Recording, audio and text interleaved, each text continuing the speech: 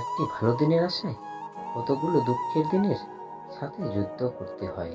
সমালোচনা করতে যোগ্যতা লাগে না, সমালোচিত হতে যোগ্যতা লাগে। বিয়ের কার্ড পায় এলাকার গণ্যমান্য ব্যক্তিরা, আর মৃত্যুর দিনে চিতায় আসে পাড়ার গরিব মানুষেরা। এটাই আমাদের সমাজের নিয়ম, বাস্তবতা। কাউকে ভালোবেসে মাঝপথে ছেড়ে দিও না, জীবনটা একেবারে এলোমেলো হয়ে যাবে। মানুষটা না পারে সমাজের দিকে এগোতে, না পারে পূর্বের জায়গায় ফিরে যেতে। জীবন্ত লাশ হয়ে বেঁচে থাকতে হবে তাকে। জীবনের সবচেয়ে বড় ভুল নিজের ভালো থাকার দারিদ্রটা অন্যের হাতে তুলে দেওয়া।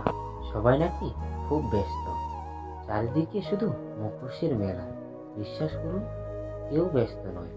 আসলে পুরোটাই হলো ঈশ্বরের খেলা। যারা দুই জায়গায় পা দিয়ে চলে তারা খুব সহজে খুশি হয়, কারণ এদের এক দরজা বন্ধ হলে অন্য দরজায় গিয়ে দাঁড়ায়। আটকে যায় শুধু এক দরজায় দাঁড়িয়ে থাকতে মানুষগুলো। বিবাহিত কোনো মেয়ের প্রধান শত্রু তার নিজের মা, কারণ তিনি মেয়ের সংসারে এতটাই নাক গলায় যে মেয়ের কল্যাণ চেয়ে অকল্যাণের বেশি হয়।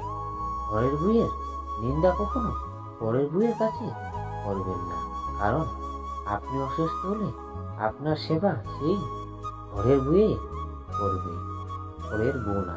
সবাই ভালো মানুষ খুঁজি, কিন্তু নিজে ভালো হতে চাই না। যে মানুষ যত বেশি অন্যের দোষ ধরতে ব্যস্ত থাকবে, সে তত বেশি নিজের দোষ দেখার প্রতি অন্ধ থাকবে। বাবাকে বৃদ্ধাশ্রমে রেখে এসেছিল ছেলে। একদিন বাড়িতে নোটিশ এলো, বাড়ি খালি করতে বাবা তার সব সম্পত্তি বৃদ্ধাশ্রমে দান করেছেন। কাউকে নিয়ে সমালোচনা করা যতটা সহজ, তার জায়গায় দাঁড়িয়ে তার পরিস্থিতি বোঝা ঠিক ততটাই কঠিন।